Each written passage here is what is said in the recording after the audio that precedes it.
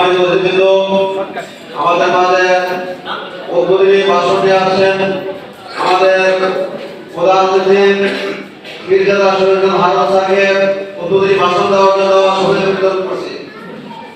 বাংলাদেশ ইসলামী সমন্বয় পরিষদের সাংবাদিক পরিষদ গঠন উপলক্ষে আয়োজিত অনুষ্ঠানের মাননীয় সভাপতি, মাননীয় প্রধান অতিথি, মঞ্চে উপবিষ্ট বিশেষ অতিথিবৃন্দ এবং সুধীজন আমাদের সবার উপর শান্তি বর্ষিত। ইসলাম হল শান্তির ধর্ম, ইসলাম হল সম্প্রীতির ধর্ম, ইসলাম হল সংহতির ধর্ম।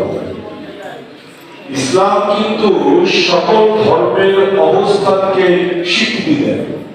এক আল্লাহ, পবিত্র কোরআনে বিশ্বাস আছে, ঈমান আছে আপনাদের। আরেক পক্ষ পড়ে না, এক পক্ষ বসে পড়ে, আরেক পক্ষ দাঁড়িয়ে পড়ে।